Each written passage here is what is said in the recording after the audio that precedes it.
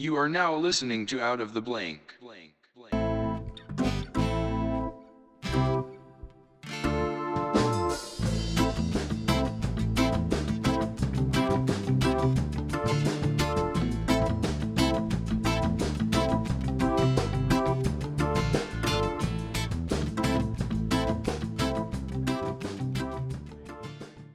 So, welcome to another episode of Out of the Blank podcast. I'm here with Richard Lowe.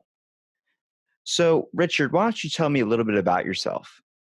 Oh, that's quite a story. I've got an interesting background. Currently, I'm a ghostwriter. I do that professionally, and that's how I make a living. I make a pretty good living at it. I'm also an author. I've published 60 books on Amazon, and I've ghostwritten 28 books. And believe it or not, all of those books were written since I left Trader Joe's in 2013. So I've written over 80 books in, about 6 years. So, I'm guessing you still like the authenticity of actually writing something rather than the new age technology that everything's going transferred to typing. Well, I use dictate to voice or dictate to type. So voice to type to do it.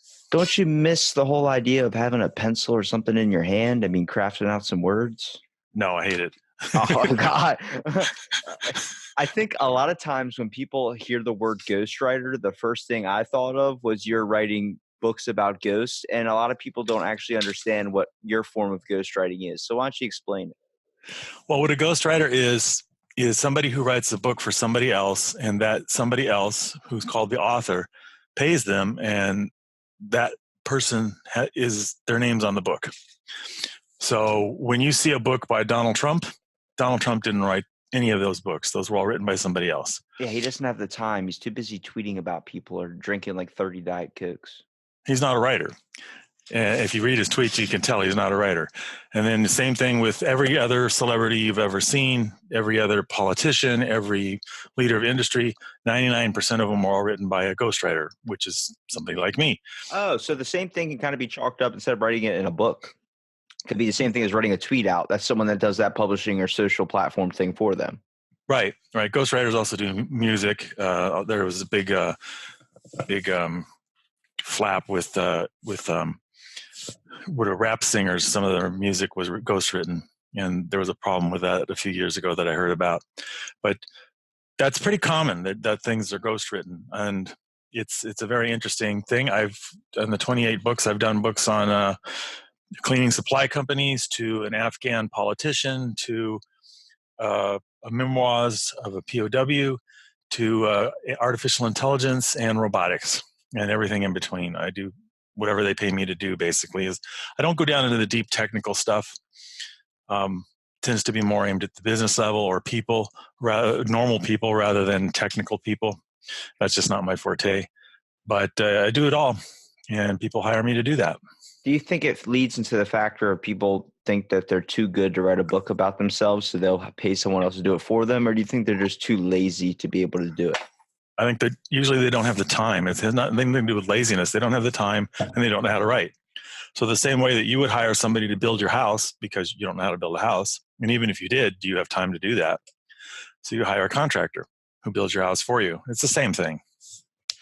So what types of people have you come across, like really good stories or something that you've been able to kind of ghostwrite for people? Well, the first book that I ghostwrote was kind of a steep gradient. I was writing my own book, and I was attending some writing critique groups, which is where several writers sit around. In this case, it was about a dozen in a coffee shop, and you tear each other's work apart, and it gets pretty, quote, bloody, quote, not literally bloody, but where we were really going at it and saying, that's wrong, don't do that, etc. So I'm writing a science fiction story, and a guy is there who's starting a ghostwriting company, and he hired me to write a book. Now I was brand new at it, and he grossly underpaid me. He paid me, I think, $750 to rescue a book. He started it. Another ghostwriter worked on it. That ghostwriter quit, and then I took it over. So there were two people who worked on it. He handed me the notes from interviews. They were awful, handwritten notes. And the ghostwriter who I took over from actually is a wrestler. It's a she, I'm not going to name her name, but she's actually a wrestler, and she does other things too. She's a very interesting person. But I mean, for $750, she figures she did her work, and she did enough work for that, and that was that. She wasn't going to write a whole book. Writing a book's a lot of work. So it was a book about an Afghan politician, and I can sort of talk about it because he kind of gave up the project, so I'll just be general about it. He was a politician in Afghanistan before the Soviets invaded back in the 70s. So this was before the Taliban, before 9/11, before all those things. And he was one of the stories was he was coming over on an airplane to the United States when just attending college in the United States. And a stewardess comes up to him and says, so what kind of food do you want? And he says, well, what do you got? And she says, well, we've got this and this and hot dogs. You want a hot dog? And he said, oh, no, don't want a hot dog, no. So she walks away, and then he turns to his brother and he says, they eat their dogs in the United States. Oh, my God. Oh my goodness. It's crazy because like the weirdest thing I think when a lot of people talk about writing or doing something, they feel like it's like a dying art in a way. And like you were saying, you used a text to kind of voice translation thing. It's really, really weird to see how technology's kind of brought us to this thing. Like, where did your fascination with writing even come from? Especially you're writing books that people are paying you to write about usually their life or how to sell their idea. Isn't that find it a little bit difficult? Well, it is very difficult. There's not a lot of ghostwriters. There are a lot of people who call themselves writers. There are probably hundreds of thousands of them. There are over 1,000 books published on Amazon every single day, brand new books. But ghostwriters are a pretty rare breed. There's probably less than 1,000 of us in the United States. When you consider the population is 600 million, that's not a lot. I got my impetus to writing when I was 6 years old. I picked up a book by Isaac Asimov, who's an old science fiction, science history. He wrote everything. He wrote 500 books. His goal was to write 500 books before he died, and I think he got to 501 before he died. And I said, I want to be just like him. I want to write books just like him because he wrote about everything. You want to learn about Shakespeare, you can find a book by him. You want to learn about atomic energy, you can find a book by him. You want to learn about science fiction, the movie I, Robot was from a book by him, if you remember that, with Will Smith. Yeah, I mean everybody remembers Will Smith. Come on now. I think it's the whole concept of like any type of movie that we have today. It's easier for people to go see that than actually go read a book. You don't sometimes know what you get, like the feeling you get when you read a nice book. Just the paper, first of all, like I kind of got humbled by it in a way when I got out of school and I started going to thrift shops and I realized how easily I could get a book by William Shakespeare for 50 cents at a thrift store. All these old finds. I started finding Percy Jackson type series and all these types of things. I was always a good reader, but I just never felt like I had the amount of time to be able to sit down and read a book. But I understand it why people bring their books to like restaurants and they sit there and read it because it does play a movie a little bit in your head. It's a little bit harder to make that movie something. You have to actually go out of your way and kind of have the creativity and imagination to kind of picture it in your mind. Well, yeah. The books aren't dying by any means. They're just changing forms a bit. Books are very, very popular. They're now on ebooks. They're on paperbacks, hardcovers, audiobooks. I've got almost 500 audiobooks that I need to listen to. Sadly, the thing is, though, the only part of the writing or book industry that's dying is the fact that there's only like a few Barnes and Nobles left where they used to be all over the place. Well, yeah, technology is changing. That's actually something I ghostwrite a lot about is digital transformation is what it's called, where companies are changing very, very fast. And if they can't keep up with the change, they die. Well, you can see that happening to Sears right now.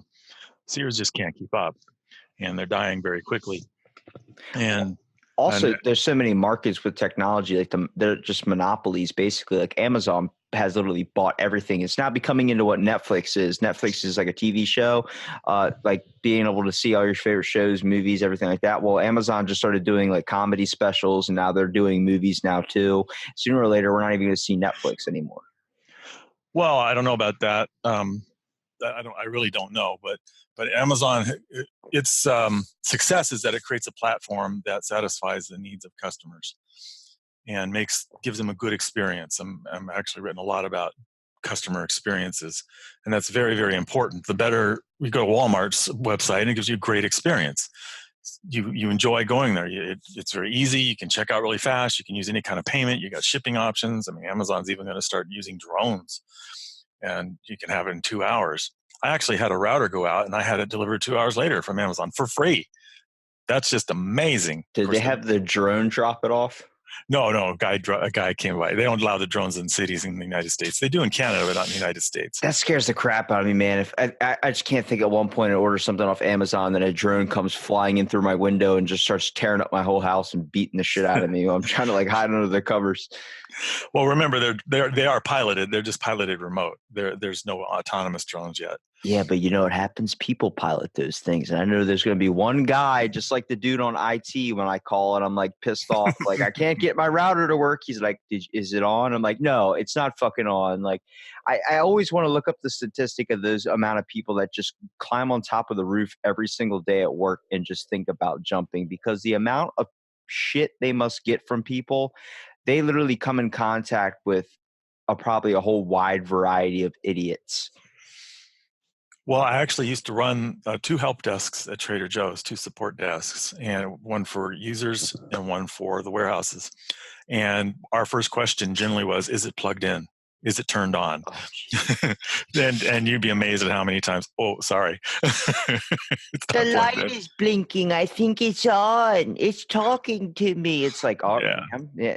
The weird thing is the fact that they're not able to hang up on you unless you give them like an aggressive tone of voice. Like if you cuss at them, they immediately have the power to hang up on you. Well, yeah, my clients at Trader Joe's, clients meaning users, were CFOs, CEOs, and things like that. We didn't hang up on them, that's for sure. Dude, I had to wait 3 hours to get my TV repaired on a line. I was sitting there calling to do my support case, and I'm sitting there, I swear, 3 hours. I legit waited 3 hours for this because it's a 55-inch TV. You're just not letting that just go down. You're gonna go down swinging, if anything. So I'm sitting there on the line, and after all this time, I literally wasted like a whole Saturday. The dude finally picked up, and he's like, "Hello, how can I help you today?" And I said, "Oh, thank fucking God." And then he hung up on me. I was like, no. Dude, I was so upset. A bit of my soul actually died, I think, at that moment. Yeah. But I do like the power aspect of that. But I mean, it's just so difficult because you're trying to walk someone through something and they know nothing about it. And you already have like all the basic steps you have to kind of walk them through. And then when you're trying to explain it to them, like, is it on? Then some people think you're thinking of them like an idiot. Like, oh no, it's not fucking on. The next thing you know, you hang up and they have to call back and wait 45 minutes. Well, I have the opposite problem. Sometimes I'm a router guy, so I know routers pretty well. So when my router goes out, I call the support group, and they have to go through all the simple stuff. You know, did you do this and do that and do this? I'm like, dude, I already know this stuff. I've already done it. Let's skip to the intermediate. Bro, I'm on level 30 already. You're talking to me like I'm on level 2. Let's skip the baby steps and go straight to running. There are times when I've just said, give me level 2 support, give me level 3 support, and they do. They will, and I go straight to them, and then I'm talking to the guy, router talk, and what about this setting and this and this and this, and he's like, you really know your stuff. I'm like, yeah, I used to do this. It's crazy. It's like, because I do have a little bit of fascination when it comes to writing. And dude, let me tell you, just by talking to you and kind of looking a little bit more about what ghostwriting is, I've kind of already expanded my knowledge a little bit. I mean, the fact is, I thought ghostwriting, I swear you were writing paranormal books when you sent me the message. You were like, I'm a ghostwriter. Let's talk about that. I'm like, wait a minute. So you write about ghosts? Like, are you doing memoirs of ghosts? Are you doing like famous ghosts like Abraham Lincoln or something? And then I started looking into it. I'm like, thank God I did a little bit of research before even asking you what a ghostwriter was, because I was completely off. That's funny. That's very funny. Yeah, I do get stuff like that all the time. So no worries. So what do you see? Are you always like, I mean, I know the hardest things for me, and the reason why I never really wanted to try publishing or writing anything, was I found that I do have a fascination. Like when I do sit down and write and make myself actually type something out, I'm able to craft these amazing words into sentences where, like, I've gotten a couple papers that I've wrote on psychoanalysis and psychotherapy and these types of things on art. I've gotten those published in my school's newspaper and stuff, just how good they were. But I keep reading over and over, and it's always the smallest little bit of mistakes. And when you see that little red squiggly line under a word or something, it really kind of sets you in like where you think you're on your high horse, like I just crafted this beautiful lyricist, and then next thing you know, you're reading it and you're like, oh my god, I'm an idiot, because like half the shit is like literally underlined in red, like you spelled it wrong or you're typing too fast. You're like I'm typing, my brain is thinking so many words. I'm just trying to get it all down as fast as possible. And sadly, I have like a level 2 typing skill. Like I'm still slower than a 4-year-old. Yeah, well, that's all proofreading and such, and that's a different thing.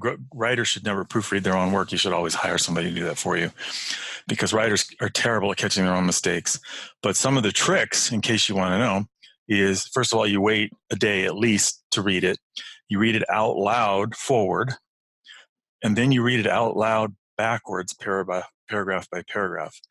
And what that does is it breaks the circuit. It causes you to, it breaks whatever's going on in your brain that makes you skip over words and things. So you read the last paragraph, then the paragraph before that, and then the paragraph before that, kind of like the movie Memento. Is it a little bit like stepping back from something? Like a lot of times, like if you're Yeah. painting or you're like getting really involved into one thing, that if you step back for a second, you get a whole nother perspective. Yeah. And then you also join writing critique groups and you read it out loud and other people catch errors for you. And that works really well too, reading it to somebody else. Have you ever had one really good book or one really good ghostwriting thing that you've done that you really kind of think about still to this day? I've got quite a few, but the thing with ghostwriting is I'm under non-disclosure for everything except for a couple. And the stuff that's really, really good, I can only be real vague about. I did a book on artificial intelligence that's really nice. It's in bookstores now. I've done another one on the Internet of Things, which is smart light bulbs and smart factories and smart cities and things like that. And that one came out really good. Those two I'm real proud of because I didn't know a lot about the subject when I started and then had to learn it. That's one of the things about ghostwriting is you're thrown straight in to the deep end of the pool with lead weights and there are sharks swimming around and you don't have any weapons. You don't have any floaties or anything? Nothing. You just jump right in and you're expected to know it. And you just start writing and you just start first interviewing and then writing. So I do a lot of what you're doing right now. I interview for hours and hours and hours the client and anybody he specifies that I should. Sir, this is a conversation. Don't put me in with those interview folk. I always try and highlight the aspect, like it does kind of seem a little bit like an interview, but at times like it just goes off sometimes. Like I've tried to skip 5 minutes into my podcast. Next thing I know, I missed the whole conversation on aliens and being abducted or something. And it's just as far as you can really take it. I really enjoy connecting with people. Like I don't have the time to sit down and write a book. Sadly, people are writing every single day. The factor is they're not writing a physical book. They're writing I guess a life book. You know, you're telling me right now, you're telling me the history of your life. You're telling me things that you're doing, things that you've done, and that's able for me in selfish intent. Not, I mean, I'm a very good reader, but I'm lazy as shit when it comes to reading. So I like doing this better because I'm able to kind of talk. And Sure. You're more of an extrovert. yeah, well, and I'm more of an introvert. Yeah, see, I was introvert for so long, but the fact was I became so introvert that I literally turned myself into an extrovert. I was so comfortable not talking to people for years, and then there was just a point like, oh shit, I need to actually connect with the world that I live on because people are hurting just like me. You need to hear the rest of my story. So let me tell you the interesting part, and you'll find this is when I turned from an introvert to an extrovert. So I got married when I was 33 to who I thought was my soulmate, and it turned out to be a rough marriage because basically I met her. We went on 2 dates, and on the third date I asked her to marry me, and on the that day we were pretty much married. We had a potluck wedding in the church next door, and we were married. And she got very, very sick, and she was sick for 12 years because she smoked and had asthma, and it just escalated and got worse and worse and worse until finally she passed away in 2005. Well, one thing about me is I don't like grief. Grief is not a friend. It's not somebody you invite over for tea. Grief is an enemy to me. You lock the doors when grief comes up. So and you're going to experience it. It happens. You're pretty young right now, but when you experience, I think you said 21, right? Yeah, I've experienced a good amount of grief, trust me. Yeah. And as you get older, you'll experience more. It's part of life. It's part of that contract you sign when you're born that you're going to experience all that. Or you didn't read probably, but you signed it. That's the way I put it. So anyway, she passed away, and I thought, okay, I don't want any grief. So I drove out to Joshua Tree National Park, where I'd hiked about 100 times, which is out in California, and climbed to the top of Skull Rock and sat there all day long. And decided I was going to change my life. So the first thing I did when I got back was get a bunch of tattoos. And here I am, this conservative white guy, and I've got my arms covered in tattoos. And that turned 50 years old, get a bunch of tattoos, to signify that life had changed. And then I went out and started meeting people and photographing. And I decided, since I was introverted and shy and basically caved in from the grief, that the camera would help protect me and help kind of be like a thing to push me into things, into people. So I started taking pictures. I got a professional camera and went to all the national parks in California, Nevada, Arizona, the whole American Southwest, and the state parks and the local parks, and just had a blast with lots of adventures, falling down cliffs and getting falling on cactuses and cactuses. I think it's plural. It would be cacti. I think so, yeah. And all kinds of great adventures that one of these days I'll write up. I took probably 300,000 pictures of nature. And then I started going to Renaissance fairs. And the Renaissance fair people are very, it's like a circus family. And they're very, very, very close-knit. And they recognized the state I was in. And they took me in as their official photographer. And they actually hired me to photograph Renaissance fairs. So I was busy photographing Renaissance fairs, and I photographed the California Renaissance Fair down in Irwindale, California, and became great friends with all these entertainers and things. And their backstage shows are quite interesting, by the way, the ones that are not open to the public. And then I sat in front of a belly dance show. And in these belly dance shows, these women are dressed up as Moroccan belly dancers, so they're full length, super hot. Not hot as in sexy, hot as in like heat, costumes, head to toe, very, very authentic. And I just sat down and started photographing for 7 weekends in a row and took thousands of pictures, put them on the internet. They found them, they downloaded them, they loved them. So on one of those weekends, this lady, she's the head of what they called the tribe, the belly dance tribe. Her name was Marjani, and she's a wonderful lady. Only at the time, I was still extremely conservative, and shy and caved in and all that. She walks up to me, and I'm like, she's about, I think, 5'4" tall, a little heavy set, studs and tattoos and all kinds of stuff. And I just was like, oh my God, I'm going to die. She's going to mug me. I know it's going to happen. She's going to knife me or something. She didn't like the pictures. I don't know. I had a good run with the kidney. She came up and put her arm around me and said, we really like your pictures. Thank you for taking them all. We would like you to continue. We would like you to be part of our group. You're now our official photographer if you accept. But we need to tell you one thing. Photographers that use the telephoto lens in the back row are considered creepy. Yeah, well, the fact is, you're going to a belly dancing show, okay? So a lot of people hear like anything about belly dancing, they immediately think strip club. They immediately think, no, it's nothing like that. It's literally a form of expressing themselves, much like dances. They're expressing themselves with the movement of their body. At the Renaissance Fair, which is very conservative. So anyway, so she moved me to the front row because she said, you're definitely not creepy. And moved me to the front row center. And from then on, at every show I went to, I was in the front row center of every single show. And she introduced me to the entire belly dance community in Southern California. And within 2 years, I was the Southern California belly dance show photographer and Renaissance Fair photographer. Got over 1 million pictures online. Wait, hold on. Photographed 12. Did you give yourself that title, or were you given that title? Which title? The title of the Renaissance picture guy. That's what they call me. Okay, the Renaissance people called you that. Yeah. All right, that's good, because if you were calling yourself that, that was immediately going to turn into something like, all right, you're posting pictures of belly dancers on the internet. How many of these women are above the age of 18? Most of them. All right, well, that's good. Yeah. And the ones that aren't, there's permission of mothers and stuff. So that's all important.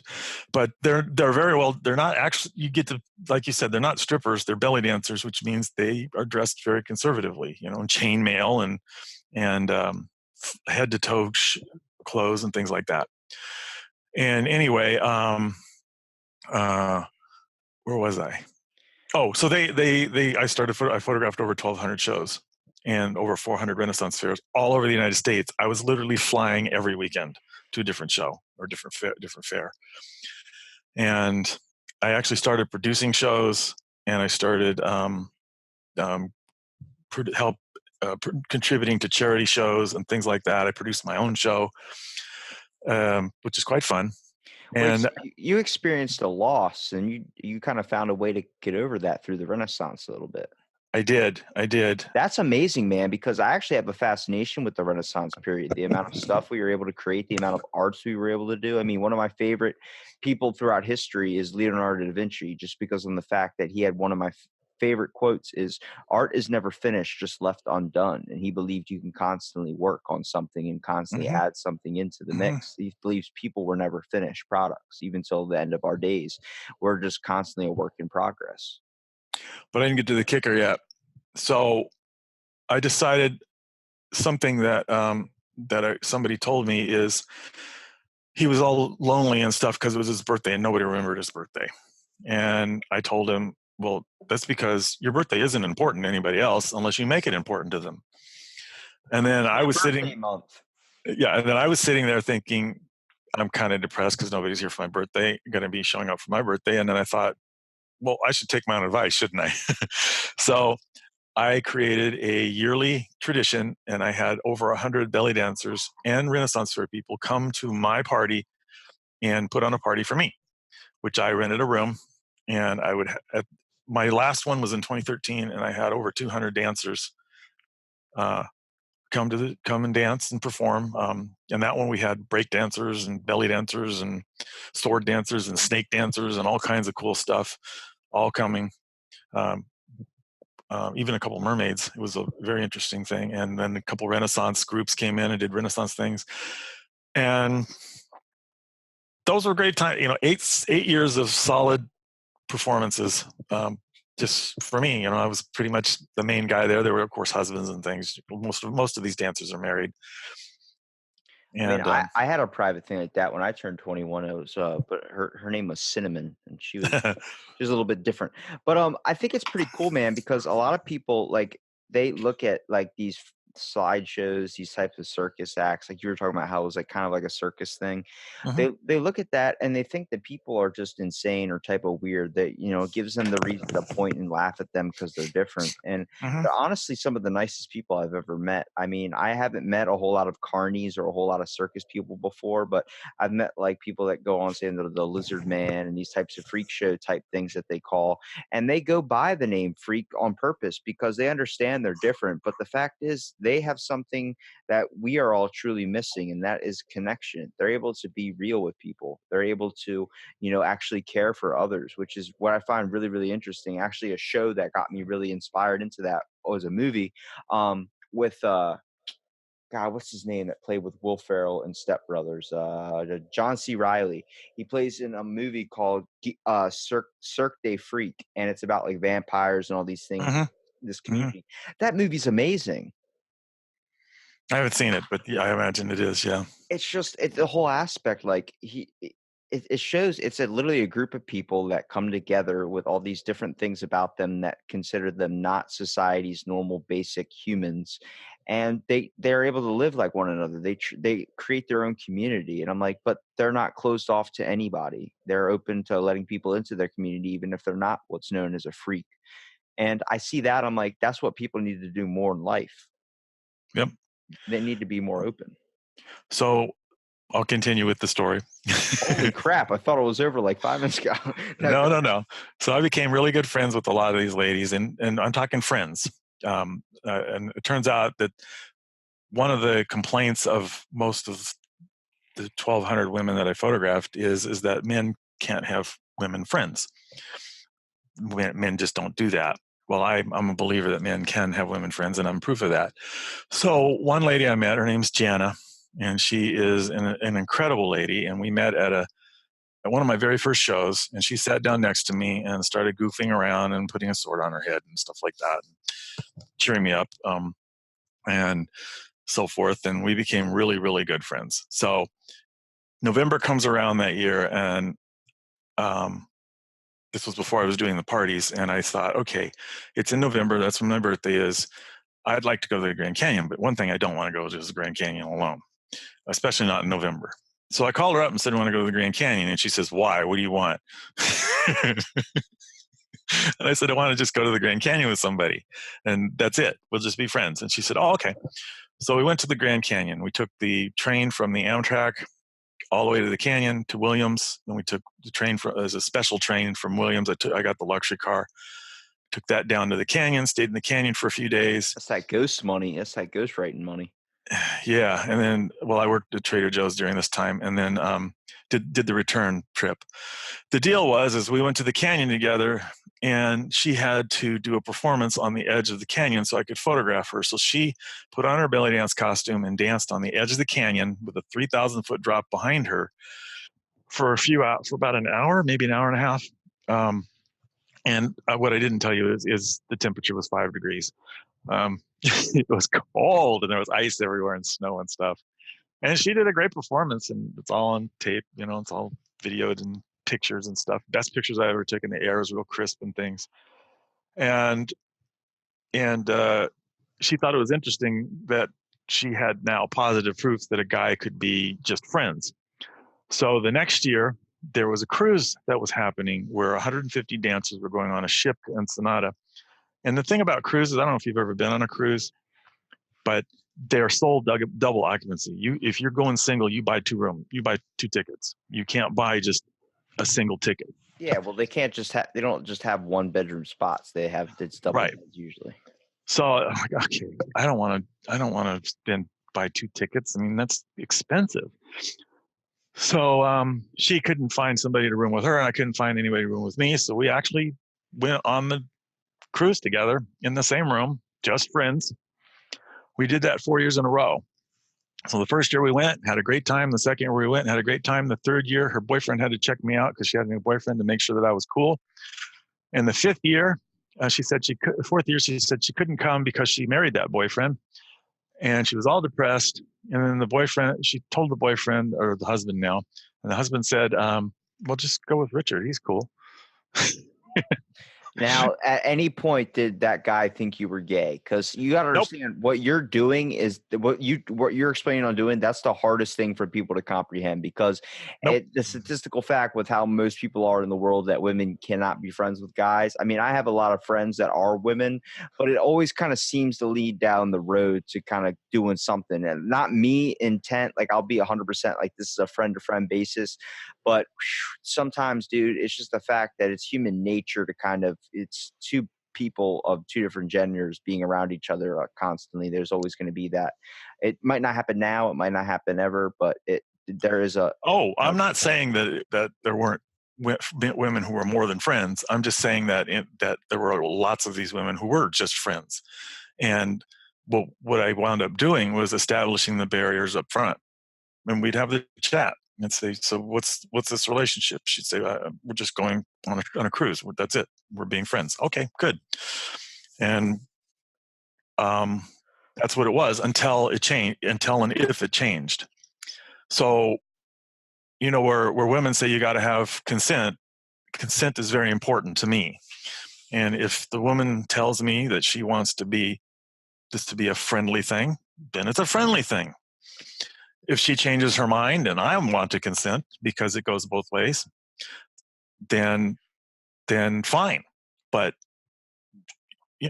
I'm not going to go beyond the barrier or the boundary that's set unless there's consent. Does that make sense? It does make sense. The problem is that most Like they don't know how to act when their hormones or something gets kicked into rage. Well, I'm an adult. Yeah, well, even with adults, that happens too. I mean, you can't tell me Bill Cosby had consent on all those women. You know, that He there's didn't have consent on on those women. That's the what I'm point. that's what I'm saying. Yeah, you know, it was I was kind of I'm also not a criminal like Bill Cosby, so yeah. Well, everyone thought Bill Cosby was a good. I know it was the biggest shock to me in the world because I grew up with him. As literally the world's most dangerous serial rapist. I heard that. I was like, but he's my. Weinstein got him topped, but yeah. He did. Technically, apparently, all the people that keep coming out about stuff. Apparently, Bill Cosby's like the worst one so far. Yeah, yeah. I think it's really, really weird. I think it's like there's a comedian that has a joke. Christina Przitsky talks about how she finds it weird a comedy like person that knows they're fucked up if they don't talk about their dick on stage. I mean, he was seen as a clean comic. You know, he was seen as the comedy grandfather. Actually, when all that stuff happened, a bunch of people came out and were like, "Hey, that's not him. There's no way." And then eventually, it led up to the point like, oh crap, there's like 50 people saying that they had an experience with Bill Cosby, even a couple dudes, which was really, really, really interesting. And if you hear about all the stuff he used to do, like he used to pay people to sit and watch him eat curry, like literally sit there while he just ate curry. That was it. They'd just sit there and watch him. You know, I've stayed away from the whole story of Bill Cosby because I was a kid when he was and when he started out, and I kind of grew up at the same time he did, and really looked up to him. And he's a big disappointment. And I've stayed away from the whole thing because it's disgusting. It's disgusting. You just control yourself. That's all. Just control yourself, and you can. Sadly, a lot of times people just it's the same thing I chalk up to people that kind of complain about their problems every single day, like in a conversation, even though it wasn't even brought up. It's the whole fact that we don't know how to when we get overwhelmed with something, we don't know how to deal with it properly. At least not. I'm not saying you. I'm just saying a lot of people in general. At least the general public, a lot of people don't know how to. They either when they get upset or they get angry, they choose to overreact in a moment that's actually not going to affect them later down the road. It kind of overwhelms them in a way. Yeah. Whenever I get and I do, I'm human. Whenever I get kind of down, okay, life's hard, money's tight this month, or nobody's coming to my birthday, or whatever it is. There's this guy. He's a channel on YouTube called Pleasant Green, and he basically interfaces with scammers, and he finds somebody tries to scam him, and he wants to basically get them out of scamming. He wants to get them, make them have real honest people. So he actually got in a conversation with one of these scammers and sent him a camera, and the scammer became his photographer, and they actually wrote a book together, and the book is now on sale on Amazon, and the scammer dropped out of scamming. But the deal is all the money from the book the ex-scammer got, but he had to spend half of it on charities and things in Nigeria. So they made $1,000 on the book, and he sent it to the ex-scammer guy, and he put most of that money into helping the school children and the farmers and things in the area. And then this Pleasant Green guy flew out to Nigeria and met the guy, and he looked around. This guy's living in a tin roof house and 8 children or something, and gets $1 a day or some ridiculously low amount of money, $1 a month or something. I think it was even less. And they don't have any water, and I could go on and on and on. I think, okay, I don't have any problems compared to that. Well, see, the problem is you get a problem when you start comparing your life to other people's, which sadly is a main thing a lot of people do in the world today. I always tell people, your problems are your own. You've been given your problems because you're strong enough to deal with them. It's the same thing Bruce Lee said. God gave you this life because you were the one tough enough to walk it. Someone in your situation or had to deal with some of the problems you face wouldn't be equipped to deal with it. There's a reason why they're also known as your problems. I think a lot of times people in the world today, they create these problems, but they take it to an extent where it becomes their whole life, where they think they're never going to get past it. It's just going to constantly be there and their life is going to be nothing. And I tell them those are just immediate things. Those are things that you can work around, you can get past. And it's hard for people to kind of hear that from a person my age. They just think immediately like I'm just an idiot and I'm just a dreamer or something. I'm like, Hmm. I'm not at all. I've had problems, but I've worked past them. I've experienced a shit ton of problems in a 4-day time period, to the point where I thought the world was just going to literally shitting on me every single day. But I think it's all how you take it. It's all about the way you want to kind of express yourself. I mean, like, we could chalk it same thing with writing. When you're writing something, you're writing for, like you said, you had to do research on the person that you were writing about. You had to do research into everything that you were kind of just learning about on the spot. So you were more informative to kind of create it into the way that they would want to be able to read it or be it expressed. The same thing, a movie or a documentary gets expressed. You think some Bill Cosby or something wants to be focused on all the bad shit he did? No, he wants to be focused in a documentary on all the good shit he's done, all the producing stuff he's done. He was a comedy genius. And but people are only going to remember from his bad stuff. See, people like to hold on to the bad things and truly highlight that aspect of that person, considering that's the whole person, when it could just be a tough time that they're going through. Well, of course. We all have our own problems, and it's based on our experiences and what we see from other people. A lot of younger people nowadays, and probably some older people, are brought up where they're very protected. So when they get out into the real world, they're not protected anymore, and they don't know what to do. And I used to hire people like this. We called them millennials, but I'm not sure that label really works very well anymore. Um, they'd come in and they would have these expectations like, well, why aren't you giving me this and giving me that, and why don't I have a good desk here and stuff? It's like, dude, you're on the low end of the totem pole. You just started. You Every don't get all those perks. Everyone sees all this shit on TV, like this, and they're also kind of like, just like one of the good things I do like that parents did is they tell you, hey, you're going to be successful in life. You do need that, but you also need to be humbled too. The reason why they always taught you about a backup plan, hey, why don't you have a plan B in case plan A doesn't work out? Well, a lot of times parents don't have the ability to kind of take the time to explain the plan B. They just tell them, like, you got to have a plan. And the kid sets out on that plan 100% and doesn't have any fallback thing. And next thing you know, his plan doesn't work out, and boom. I'm not saying that means you should give up on your dream. I'm saying you should do everything you possibly can to make yourself happy, but also understand the world has its turns. The world has some shit that goes on in it that doesn't care if you're in it or not. It gets loud sometimes. It messes with your ears. You just have to learn to kind of pursue past that. Like, the same reason why I had no idea what I wanted to do with my life. I had no concept. And I think a lot of kids my age still don't have that concept.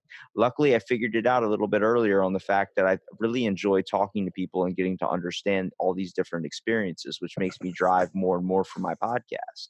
And I don't want to benefit off this at all. I'm already benefiting so much by being able to just sit and listen to you and talk to you. You're already connecting me with something I knew nothing about. I'm already better in my mind's aspect by being able the more people I talk to. It's good. It's good. See, that's one of the things that I teach people, and I do writing coaching also. I'm book coaching and writing coaching. And one of the things that I teach them is they have to find. Well, let me back up just a second.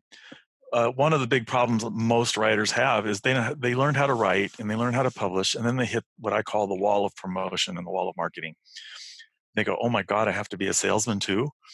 And they fail because they don't know how to sell their book. So they only sell 50 copies of their book or something, and those are the ones that grandma bought because she took pity on them. But so then they go out and they search for they get these books that say promote this way and this way and this way, and then they get overwhelmed because there's YouTube and there's this and there's Facebook and there's going in book signings and things. And what I teach writers is they need to find what they're comfortable at. I'm not really super comfortable on video. I actually used to do a podcast, and I'll probably pick it up again. But I tend to be a little more introverted, so I'm doing a lot of social media posting and a lot of pictures and a lot of things like that. But there are people who love video, so they should go video. You can't do it all. Find what you're good at and do what you're good at.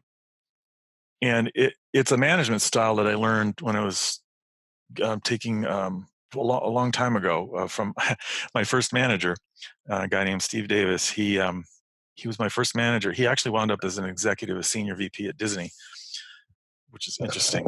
Disney is some shady stuff, man. I love Disney. It has some good movies, and I've talked to some people that work there that really love their job. But then I start seeing all the weird stuff that comes out about Disney, how everything, like when you're a character, you have to go by that character's name.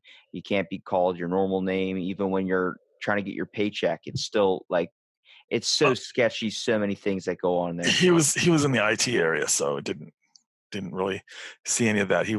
Anyway. So where was I? You interrupted me. Damn it. Sorry, you go off on these stories. I don't know if it ends or not. Next thing you know, there's more to it, and I'm like, oh my god, it's like I'm unraveling a fortune cookie. He told me he was my first mentor, my first coach. He was very wise, even though he was basically the same age as me. And it is interesting how he became VP at Disney. I don't remember where that was going. I don't know if that was a good thing I did or a bad thing. I'm sorry. I'll stop talking now. It's okay. I'm going to go cry now. See, the crazy thing is, like, you hear a lot of people chalk up to the kind of like the term that you're wise for your years, and I'm like, a lot of that is based on experience. You know, when you experience a shit ton of badness, you seem to be kind of more aware or braced for the future. Like you were talking about people. Like millennials, you called them, like coming into your company and thinking that they had all these expectations of what life was going to be like.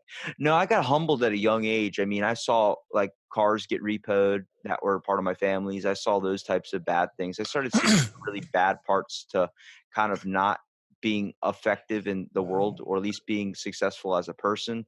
And I learned to kind of shape those and realize that, like, the world's a little bit of a shitty place, but that's because we make it shitty. We choose to profit off each other rather than care about one another anymore. Well, yeah. Oh, it was about finding your niche, finding what you're good at. I know what I was going to say. The way most managers work is they tend to, if you go into a company and you get a review by your manager, he's going to find everything that's wrong, and he's going to find a few things that are right. That's typically the way it works. Well, what Steve did is he said, reinforce your strengths and to heck with your weaknesses, unless there's something getting in the way that really needs to be addressed. You have strengths. I'm a good writer. I'm actually a good programmer. And I have those strengths. There's things that I'm not strong at. I'm really not a YouTube personality, for example. I could probably mock it up if I had to, and be a goofy YouTube thing. I mean, I have dressed as Dracula. Full goth by 3 makeup artists at a masquerade ball before, so I could probably bring it forward if I had to and be a goofball on YouTube. But it's not me, and it's not what I'm good at. So what he said is find what you're good at in your job and do those things and focus on those. So if you're good at management, then take training on management and become better at it. Don't take training. Don't look for your weaknesses, because you've got an infinite number of weaknesses. You literally do. I think that honestly depends on the person too, because if you really focus on getting your weaknesses and turning them into strengths, like a lot of sports athletes kind of do that, and they kind of work on getting better as a athlete in general. But also, like, if you know you're not good at making IKEA furniture, then don't fucking make IKEA furniture. Don't do something you hate unless you truly love it. Like, the fact is, Bill Burr, I don't know if you know the comedian Bill Burr, but he talks about a joke like, he doesn't have the genetics to get a sculpted six pack or whatever like that. So he's not going to work and try and do that because he knows it's unattainable for him. It's literally you're pushing a boulder up a hill just for it to come right back down and hit you in the face. And it's the best way to talk about it. Like Ben Stiller, he had abs in Meet the Fockers, okay, or Meet the Parents, and literally, like, it's because he put in the drive to do that, and that was obtainable for him. That's not going to work for someone like Ralphie May or something. That wouldn't have worked for him. Exactly. So there are times like you said, that you have to focus on some weaknesses. If you want to be a writer and you're good at writing but you can't type, well, you better fix the typing, unless you're using speech. But I go back and forth between the two. because sometimes speech to text is annoying. It goes too slow for Well, me. see, the problem with voice to text is a lot of times it doesn't sense, like, it can't sense emotion.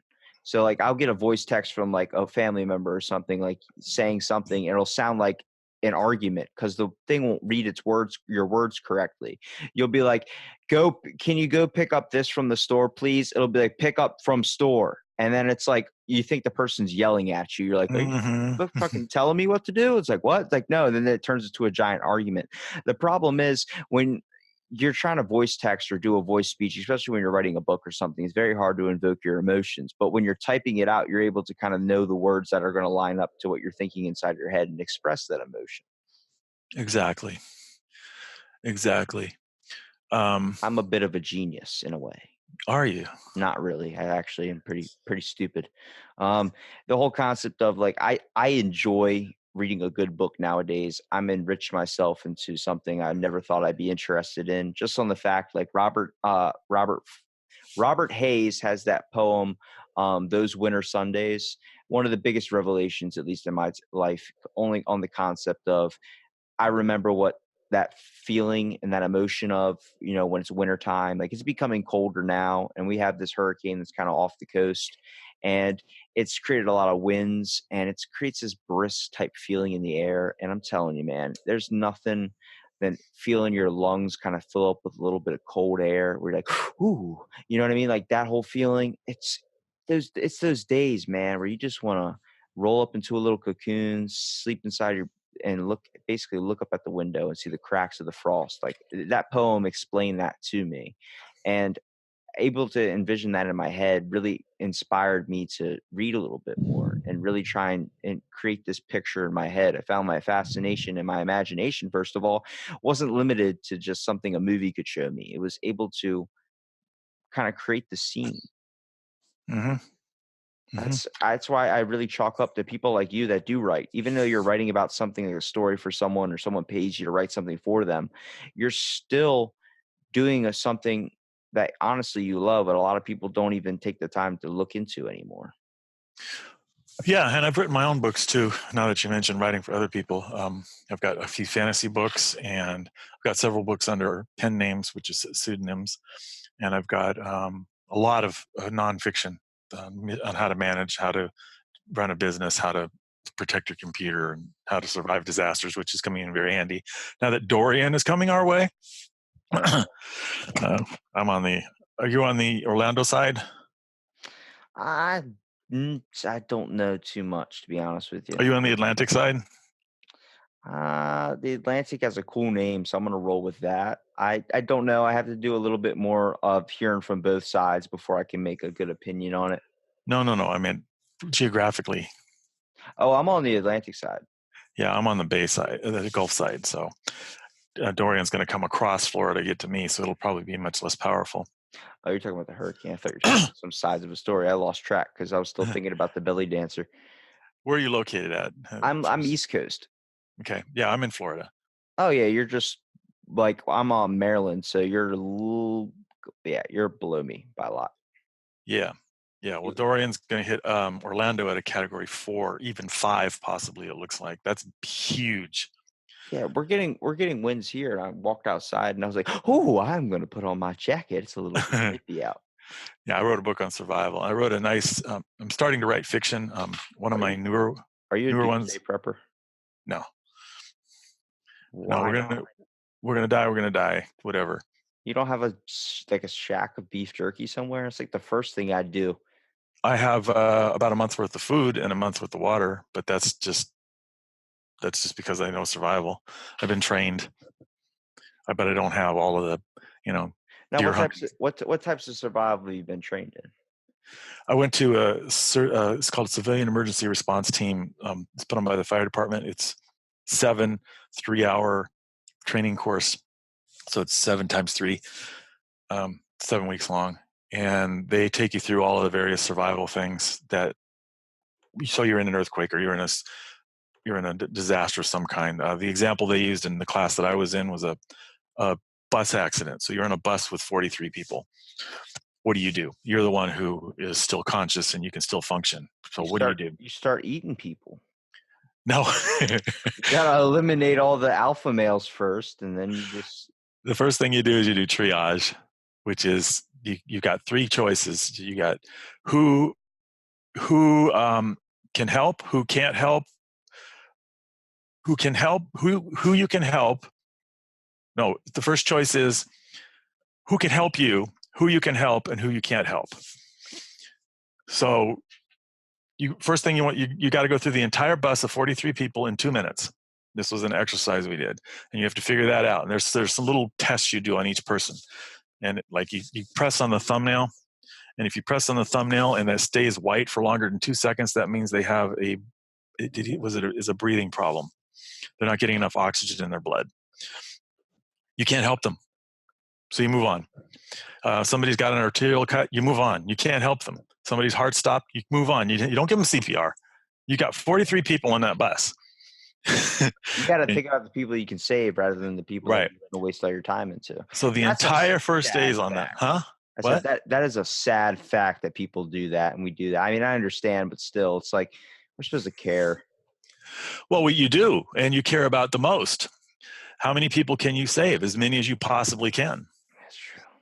And it's that the whole first day is on that, and then the second day is on I forget, water, and the last day is on a terrorist attack, and it's all very interesting. I took a course also on disaster recovery at a computer for computers, so how to recover from a disaster, and I took a active shooter course.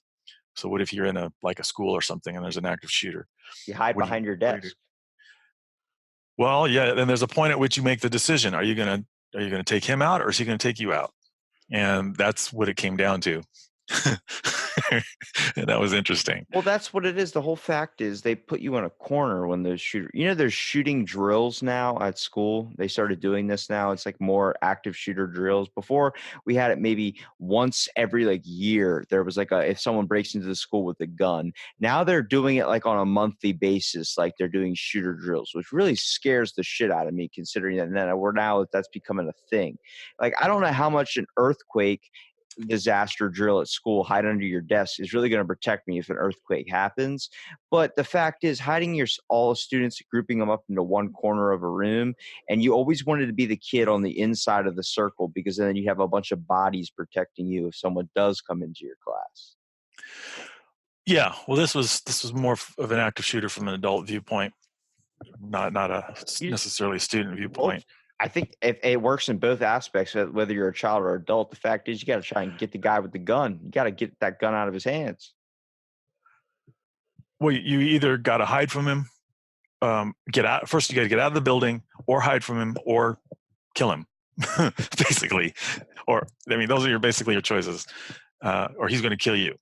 So, and then when you get out of the building, one of the things they taught us, you have to be really careful because the cops don't know who the shooter is. So you need to have your hands in the air, and all kinds of stuff. Anyway, we took a bunch of those kind of courses and learned how to survive, and it was quite interesting. I think one of the most humbling movies you can kind of watch a little bit that gets you into the aspect of what it's like to give up on someone knowing that there's no way you can save them.